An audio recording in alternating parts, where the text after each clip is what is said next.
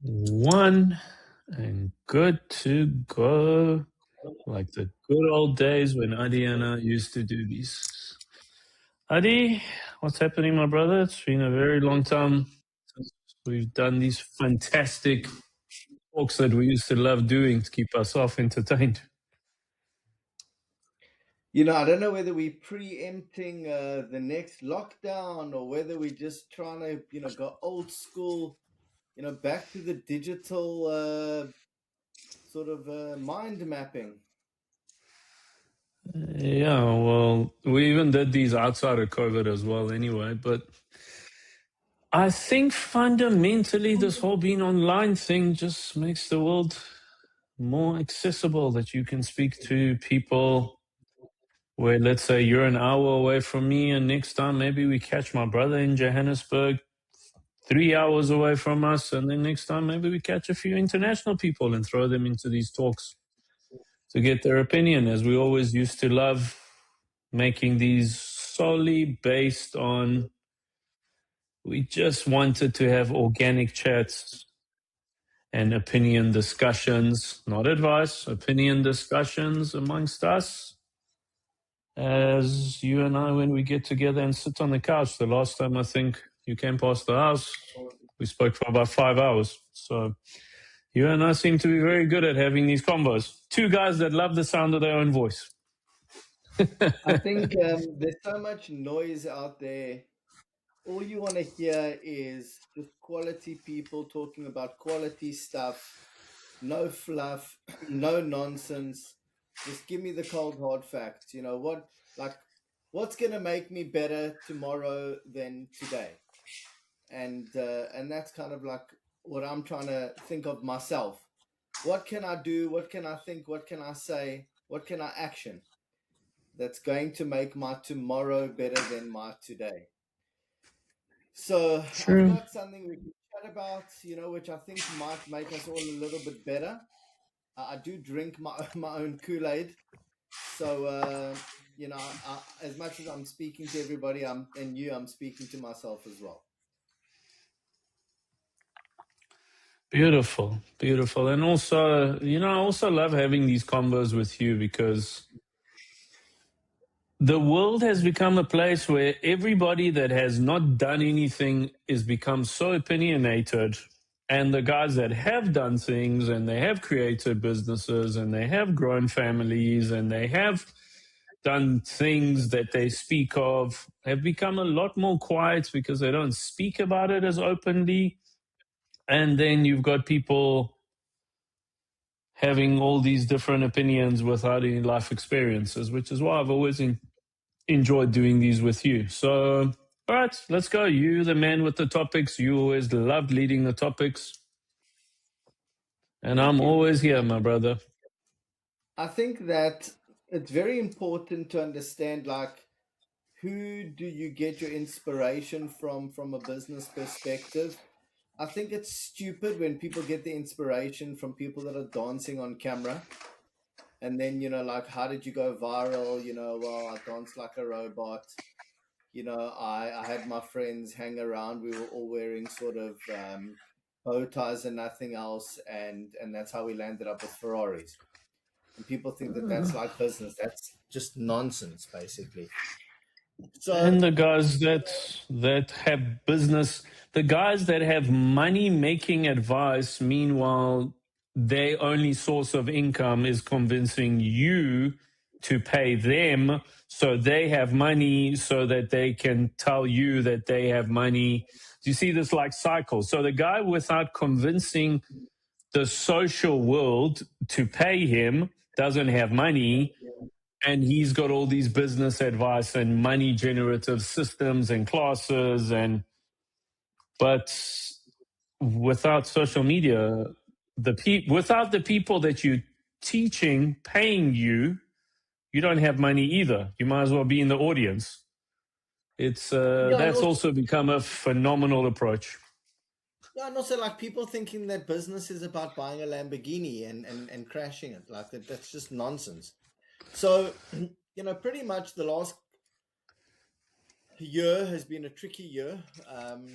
I myself, who always thought I was a bit bulletproof, when you carry a lot of people that work in the business, you got big salary bills, and you got big software bills, and you got big, expansion bills.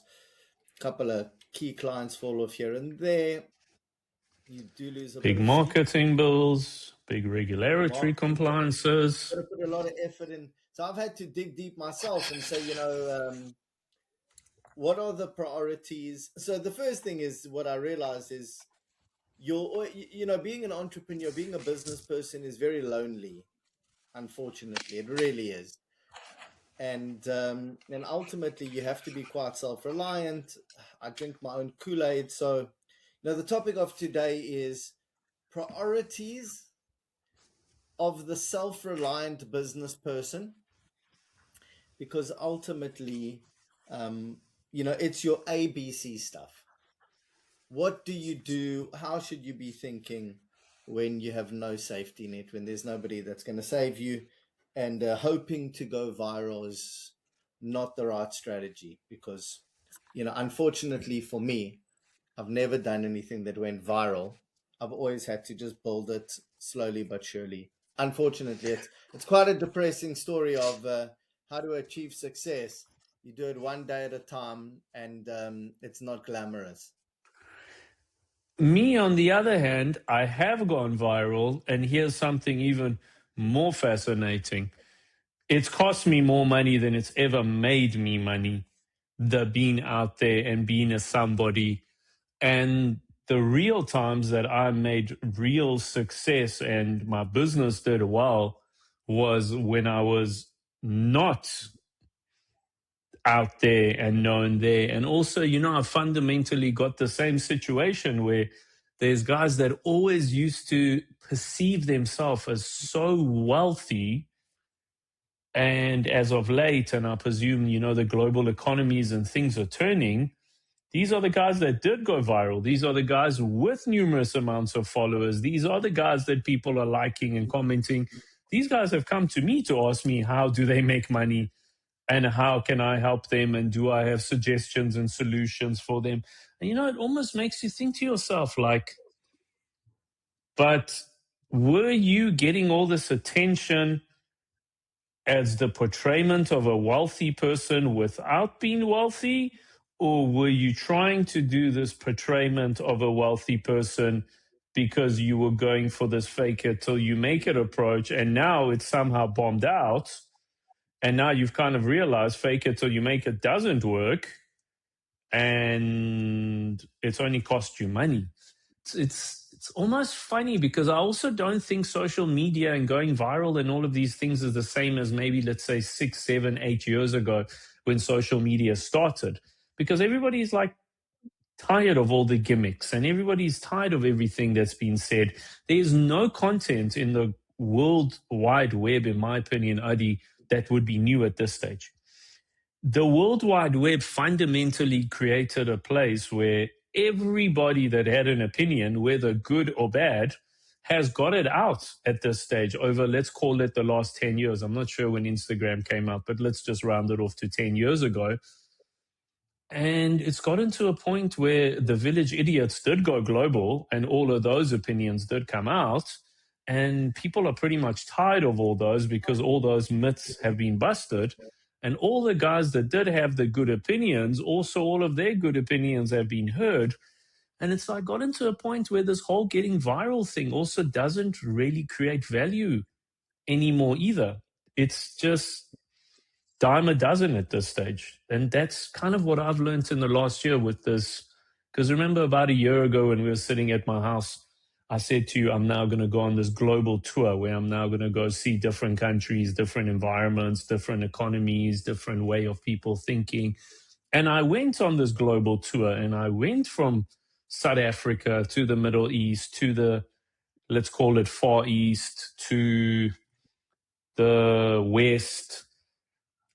And everybody has just gotten to a point where being viral doesn't really have that spark it used to have either. So I don't know why so many people would be fascinated in going viral to create wealth nowadays anyway. It doesn't. It only costs money and adds as an expense to maintain virality after you've gone viral. That's my 2 cents on that one. I get it. I think we all got a little bit disappointed when the strongman Conor McGregor pulled his schmeckle out, and that really like shocked a lot of people that it can go the other way as well. We all love the videos of him on these sort of Lamborghini boats and whatever, like walking around. Such a tough guy, and it was a real shame. It can. So sometimes, if you don't watch it, it can it can also bite you in the ass as well. So I'm going to tell you the sort of 6 items that we can try and go through today. Even if we just cover a few of them, it'll be great. And it all sits under the umbrella of prioritizing priorities of the self-reliant business person. Number one, how to choose strategic partners over investors, identifying allies who bring value without equity dilution. Number two, how to run a lean operation, the virtual business mindset. Number three, how to land more clients, letting go of the shame in sending that message or making that phone call. Number four, networking as a lifestyle. And what was quite interesting is when I saw that group that you opened the other day, it's just such quality people, and I realized, you really get it when it comes to networking as a lifestyle. Number five, how to align teams with commission, designing incentive structures that drive performance. And what I'm basically saying is, instead of paying those that work with you like salaries. And number six, how to scale with the gig economy, flash teams, and the mega gig economy. So all of these are topics for the discerning business person who doesn't want to stuff it up before they drive out the garage. A lot of us can tend to commit to too many expenses, bring people in the business that don't add value, try to incentivize the people that work with us in a way where they actually don't care. They just want their salary. They're not really incentivized, and chasing a bonus is not going to help. And something I call the mega gig economy, which is really how you can scale the people that you work with instead of your old fashioned, I'm going to hire you as an employee and that's how I'm going to scale. So the whole mindset is, how can we grow our business? How can we get more clients without committing to that 3 million Rand marketing spend at the agency? Because how many of us have got 3 million Rand extra to spend?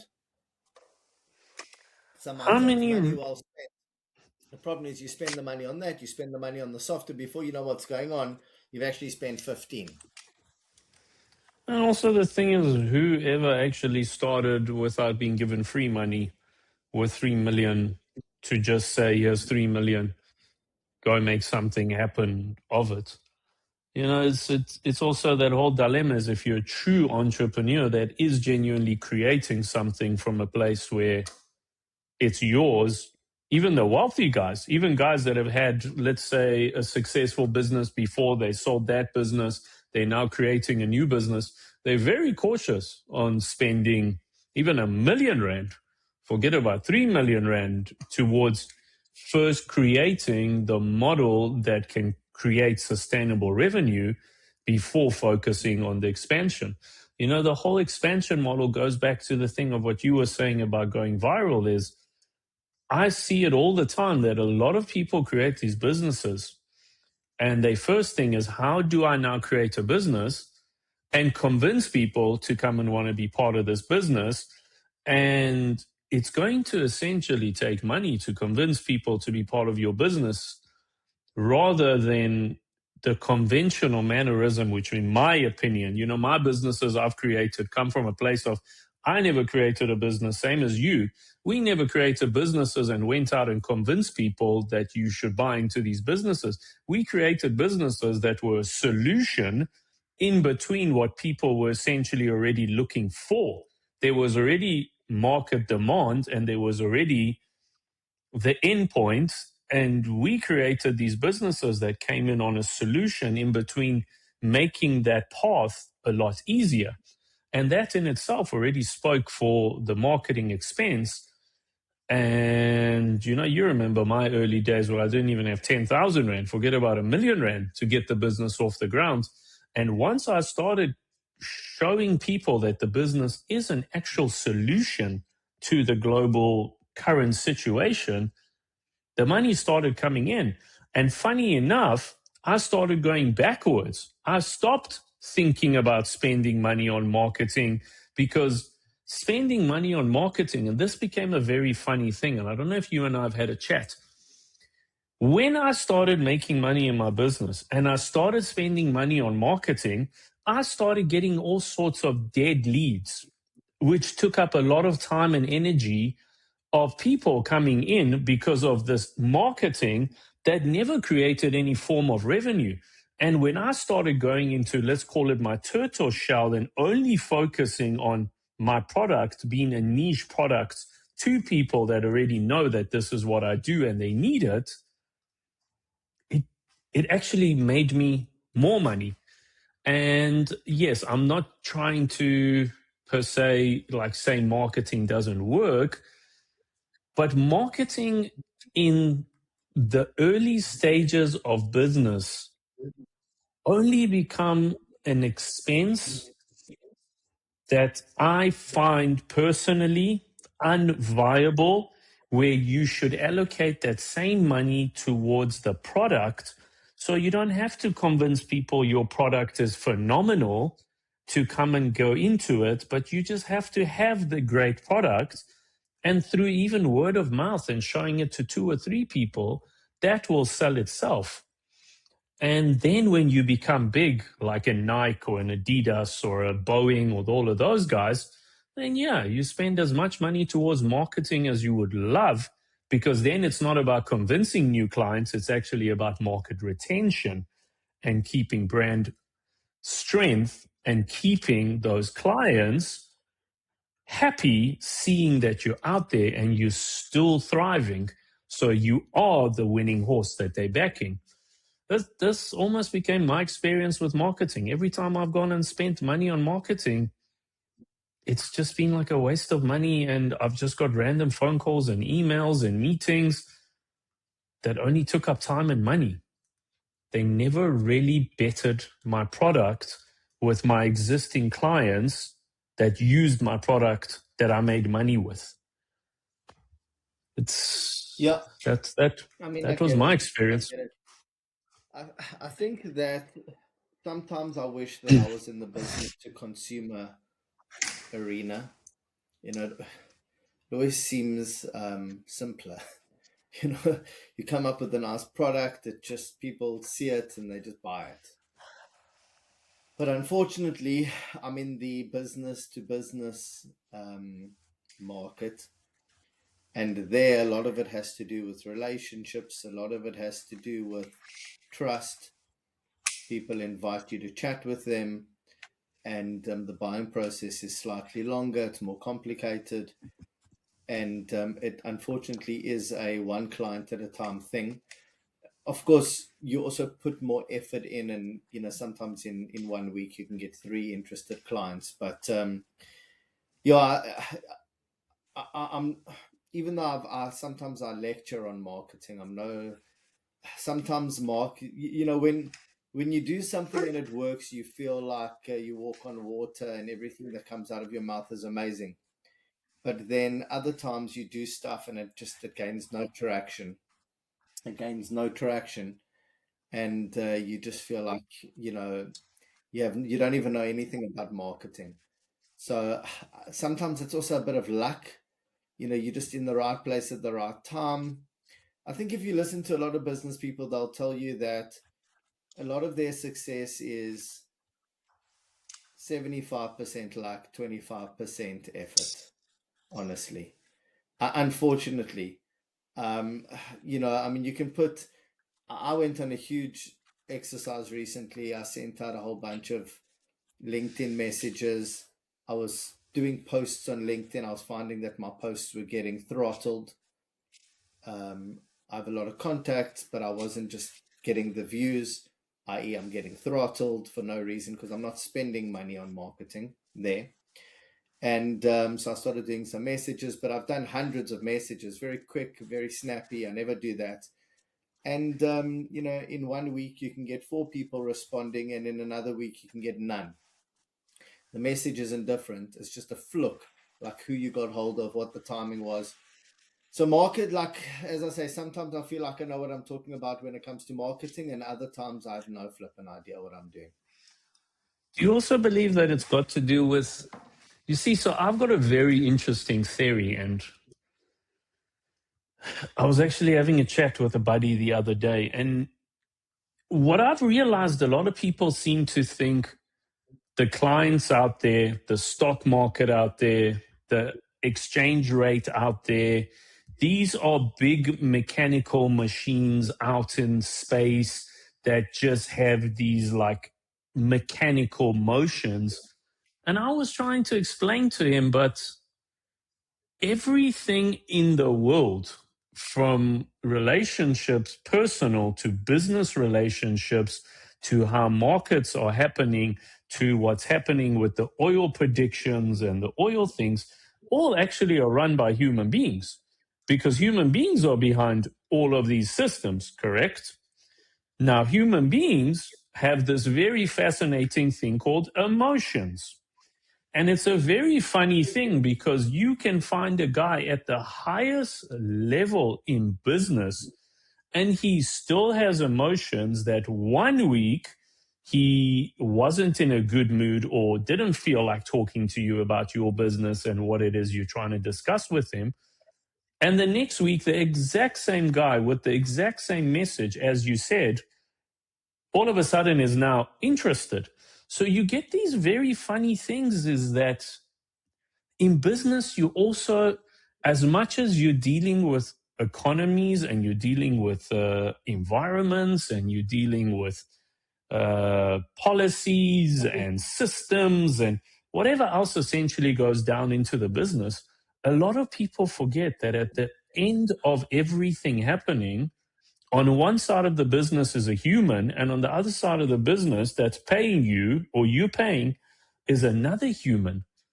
And it's just about this like emotional interaction that you kind of almost have no control over, right, Adi?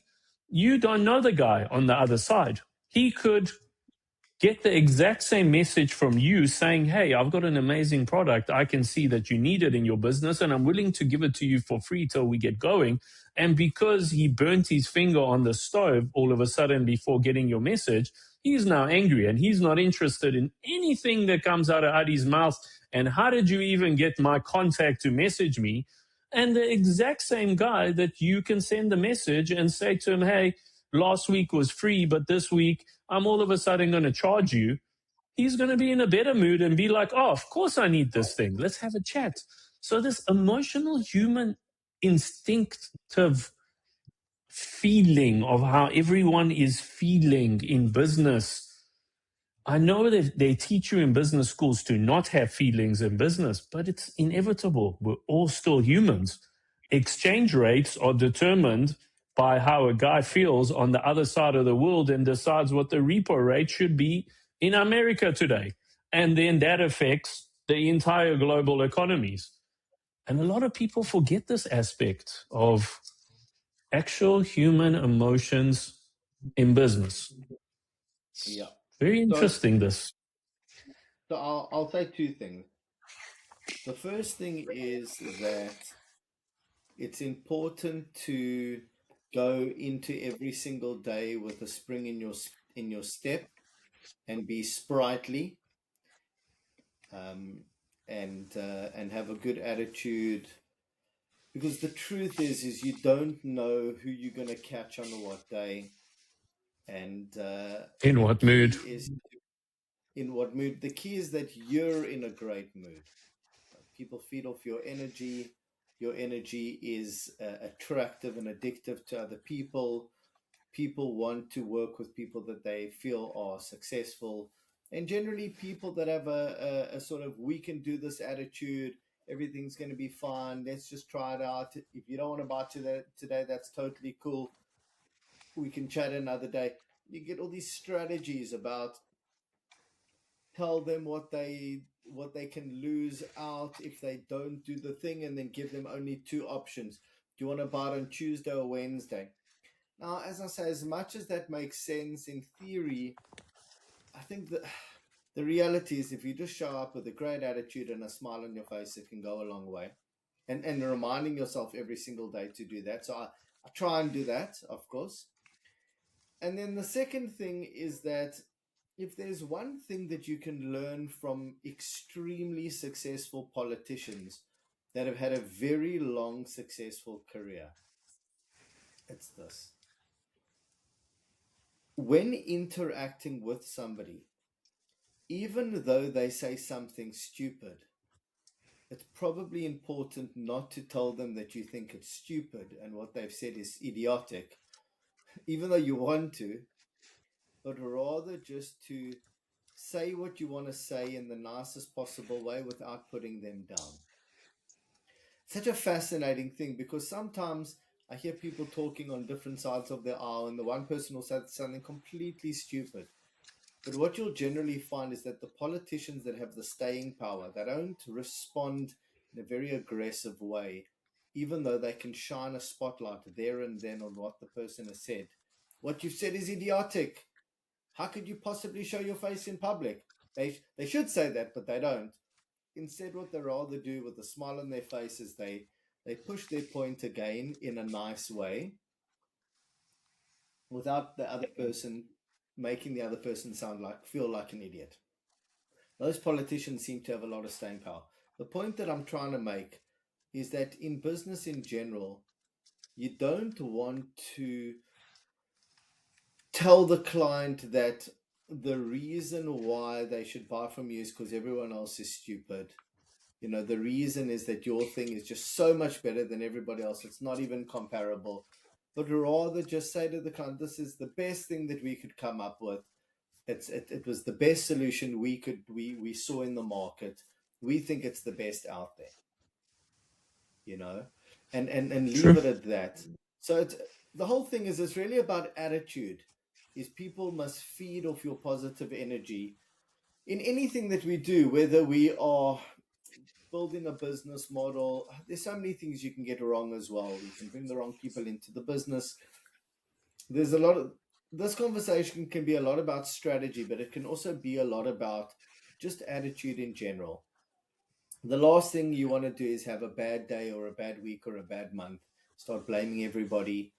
The key is to just show up, do the hard work yourself, tell people about your business, why it's so nice, and I think overall, if one can do that, then over the space of like 3, 4, 5 years, I think you can creep forward in the success. I agree with you. And also, touching base on your point is that you've got to remember that everybody, and I always say this, and everybody forgets this. And as much as they tell you in school the sun does not shine out of your ass, it does for certain people. Fundamentally, every single human being is their own universe, right? Not that we're all in one universe and all just bouncing off each other. We've gotten to a point which is something that almost every religion, scientist, everyone is agreed on, is that we are all fundamental beings. And the most important thing for each and every single fundamental being is their world and their realm of reality, whatever their beliefs and opinions and all of that is. And what you said is a very strong point of, even though certain people say or do, in my cases, I've even had do, forget about say, very idiotic things, unless you do not want that person around you ever again, it is very, very crucial to remember that you cannot burst their bubble and you cannot attack their self worth and their self respect. And I have sat in meetings and I have, like last year where I had numerous people play games with me, where I have just agreed and said, okay, sounds fantastic. Got off the phone and thought to myself, what an idiotic human being. And you can't do that in business. You cannot do that in business, whether you are even doing it with your own partners. You cannot burst other people's bubble and then convince them that you're somebody that they should believe in. It's a very, very important thing that you raised there. A lot of people get that wrong. A lot of people want to push their opinions onto you. And whatever your opinion is, you're an idiot. My opinion is more important. And like you said, most politicians, not even just politicians, businessmen that have sat as chairman of boards of huge companies, they have all learned to go to a board meeting, sit with a pen and paper, listen to what everyone says, and as great some ideas are, and I've actually noticed this with great actual business facilitators, they don't swing either way. They have such a great nervous system that as good as the idea is, they will never say amazing. And as dumb as the idea is, they will never say idiotic. They seem to have this very neutral balance in between of, it's a great word. I love this word in business. And I learned this over my Middle Eastern days of learning how to deal with people. Do you know what is one of the greatest things that you can say to people after they speak? Noted. That's all you have to say. Noted. Whatever your opinion of the situation is, you can internally go and lock yourself in a room and combust with joy or with disappointment. But if your objective in life is to become successful, do not voice your opinion on other people's opinions, because that immediately makes people think, why should I follow or listen to this guy? He can't even hear me out on what I think. He called me an idiot. Or if my great idea was so great, all of a sudden I'm feeling funny because he's so confident. Wait a minute, is my great idea safe with this guy doing it without me? It's become a very, very funny line on, you can't show too much excitement and you can't show disappointment. Noted, full stop. The most phenomenal business term that I have learned in my 40 years on this planet. It's very, very good. It's very good. And I think what's quite nice is participating in the business world, as we've gotten a little bit older, just being able to carry ourselves with the right uh, way about us is such a beautiful thing. You want to kind of be thinking about that stuff instead of, if I don't make money this month, I can't pay the rent. Because, I mean, I haven't had any speed wobbles in a long time, or rather, I had a speed wobble recently that I haven't had in a long time. And, you feel you're slightly overexposed from a risk perspective. It's like, as the business gets bigger, they all say you got to carry risk as a business person. And unfortunately, sometimes the chickens come home to roost or whatever, and you realize from a risk perspective, you are pretty exposed. And then you start thinking about your family and the properties and all that stuff. And you realize you're not bulletproof. So the point I'm trying to make is that at that point, you don't care about how you come across. You're just thinking about trying to make some stuff happen to get back into the fast lane, get back where everything's back on track. And if you're fortunate enough, like I have been recently, certain maneuvering and some extra effort and different expansions into different territories and so on, and all of a sudden the risk subsides and you're back on track, and then you can start thinking about how to carry yourself and how to think and how to communicate with people and how to be a more refined individual. Like, this is the stuff that you want to be thinking about. How to be more refined, how to walk into a room Yeah. and look like you're minding your own business instead of like you've walked in with ego. That's the kind of stuff we want to be thinking about. That's the kind of stuff we want to be talking about. Because the honest truth is, if that's the stuff you're thinking about and talking about, you're probably doing quite well, because it means you're not thinking about how am I going to pay my rent at the end of the month. Because when you think about how am I going to pay my rent at the end of the month, nothing else matters. All this refined bullshit means nothing. You're like, geez, I spent all these years like brushing my hair and grooming myself. Who cares if I'm fat? Who cares if I put on any weight? It means nothing unless I can pay my expenses. But when you realize you can actually pay your expenses, the truth is what kind of a refined person you are, and whether you brush your hair or not, all that stuff means nothing. It's meaningless. The only thing that has staying power is, can you keep the ship in the water? All that other. So the point I'm trying to make is, if we're having conversations about how to be a more refined person, that's the beauty. That's the stuff you want to be thinking about, because it means that from a business perspective, things are going okay. They're going quite well, actually. You can think about all this refinement nonsense. You can think about, my house is so clean. Like, who cares? Who cares if your house is clean or not? It's only like what rich people think about. It doesn't matter. In the grand scheme of things, just what the 1% think about. Yeah.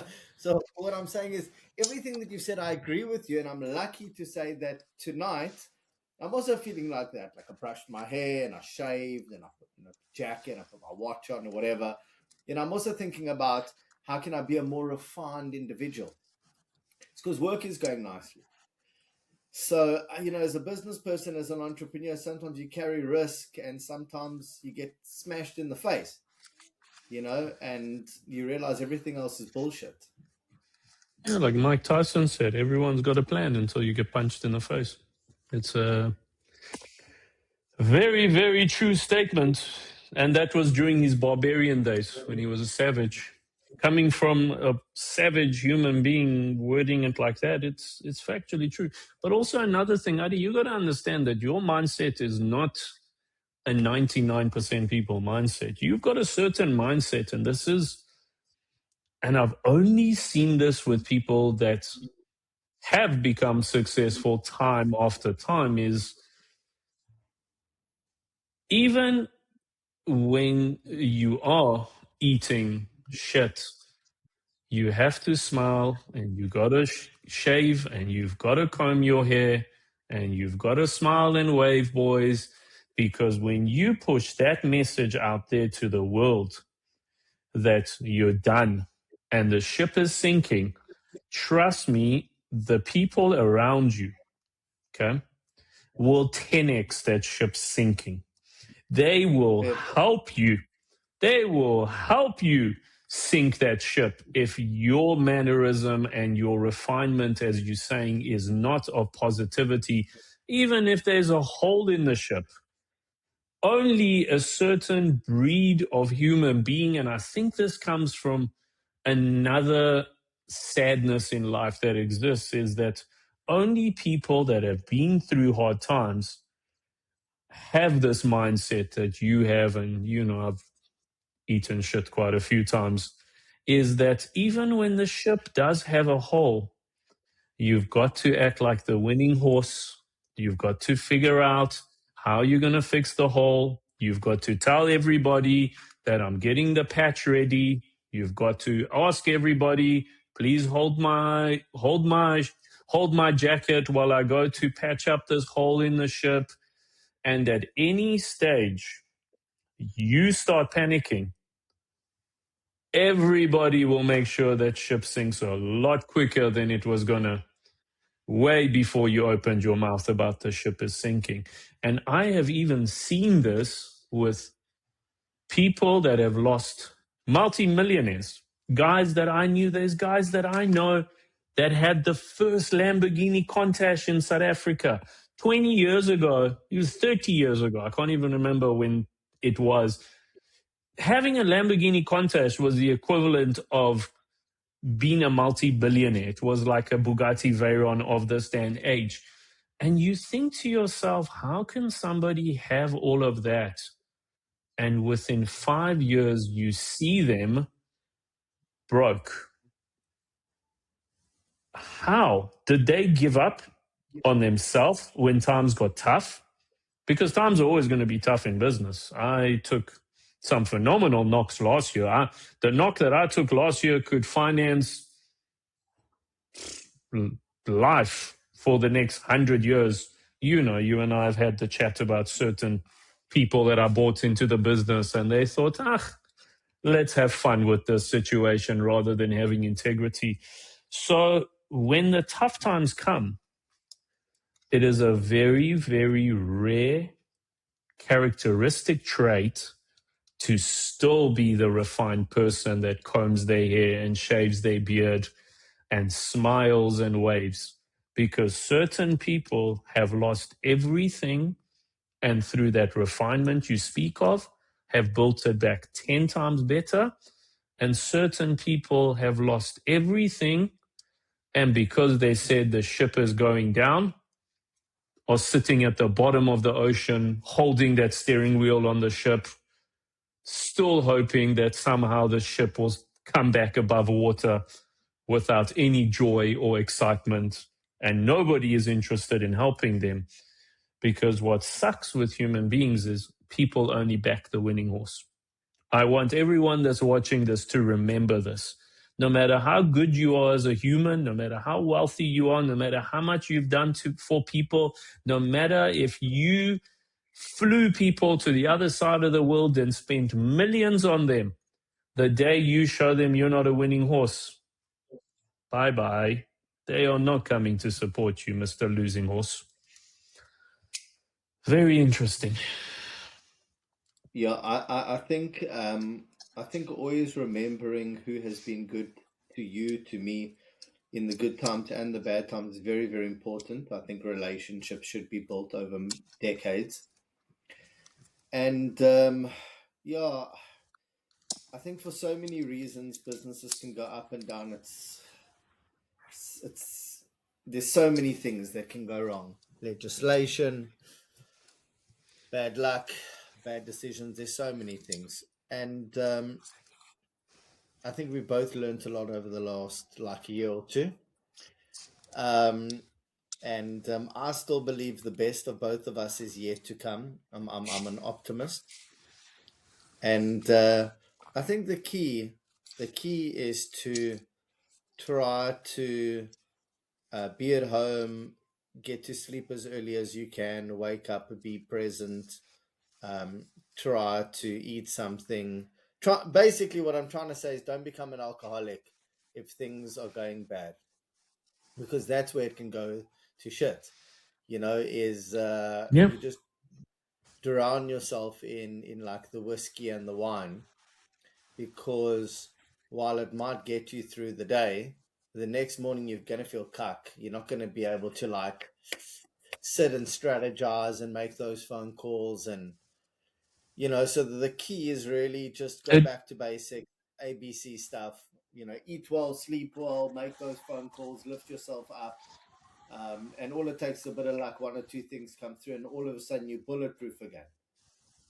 you know, it it, like it goes beyond just great. alcohol, bro. It goes beyond being an alcoholic. Certain people are going through tough times and they're in the casino. I'm not 100% sure what they're hoping the casino is going to fix with their tough times. Or certain people that turn to drugs during tough times. I'm not 100% sure. And this is the funniest thing: alcohol, drugs, gambling, betting on horses, going out celebrating. These were things that were created when you are at good times and celebrating. And all of a sudden, there's more people doing those things than there are people successful. It's a very weird way how human beings took the things that were created for joy and pleasure when times are good, and they use them when times are bad, which only makes times bad. It's always fascinated me. You go to a club, and let's say there's 100 people there, drinking, celebrating, shouting. What are you guys celebrating? I'm very confused. What are you guys celebrating if things are not going the way you want it to go? Are you hoping this celebration and this resolve that you're looking into to fix your problems is going to fix the problems? Yeah, human beings have become very fascinating. Yeah, so this is what I'll say. This is almost one of the last things I'll say. The way that I see who I choose to work with is I listen very carefully to the way they describe what they do and how they make money. If they come across as nothing's easy, but they've got this thing that seems to be working quite nicely, and they're riding a great wave and they're doing it in their little style, I love that. But if someone comes across, yeah, we're going to make all this cash, we're going to be rolling in it, it's easy, anybody can do it, and they've got this like huge story about how they're the greatest, and it's so easy for them, and they don't care about anybody else, that they're just dominating, and they make it sound so easy. Like, unfortunately, I've never been able, like, making money is not easy and it's not quick. Yeah. And if I ever get the impression sitting across the table from somebody that it's easy and it's quick, like, I'm not going to get involved, because nothing's easy, nothing's quick, and everything is full time. And what are you You can doing have that? things What are you you actually doing that do. it's easy and quick for you? What are you doing that it's easy and quick for you? Have you?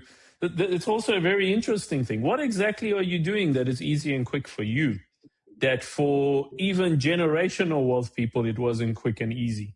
So, what exactly are you doing? Are you? Uh, how is it easy and quick for you? Yeah, Yeah. I strongly agree with you. I do. big thing. That point you got me. It's quick. Yeah, they've got the scheme. That this is how it works.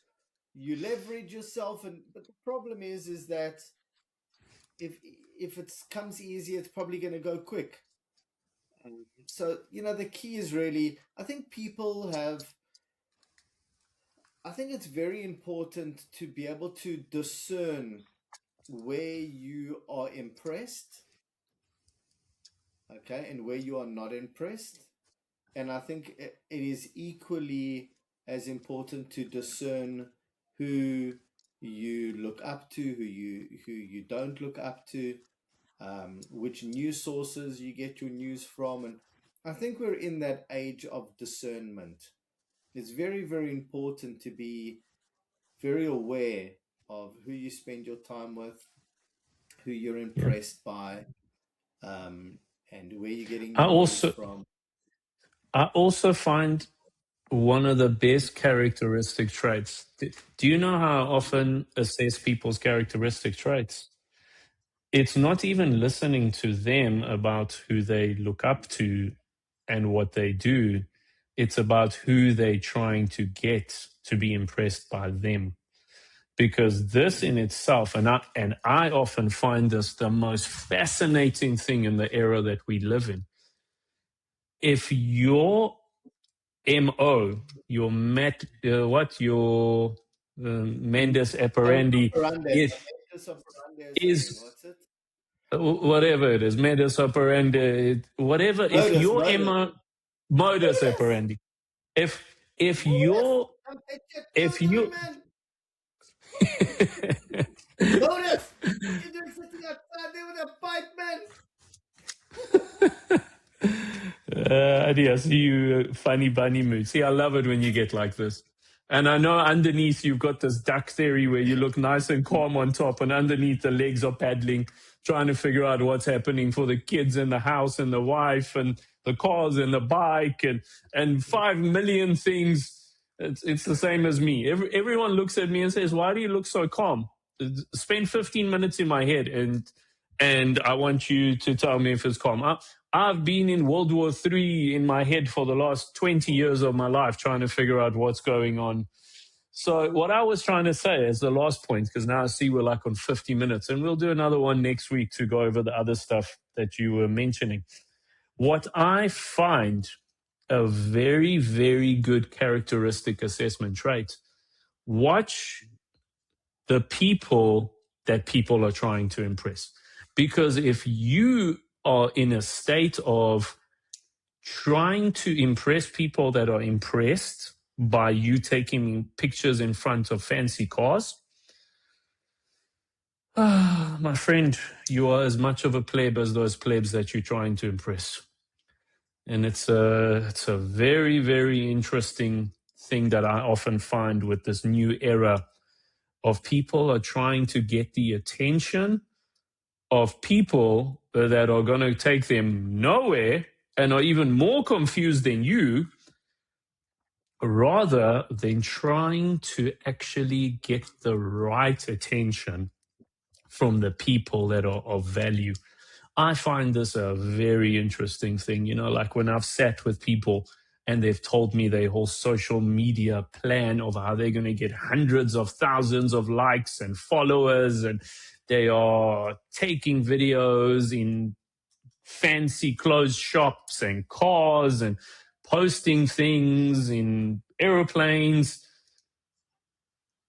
You are definitely going in a very wrong direction if you're trying to impress the people that are getting impressed by those things.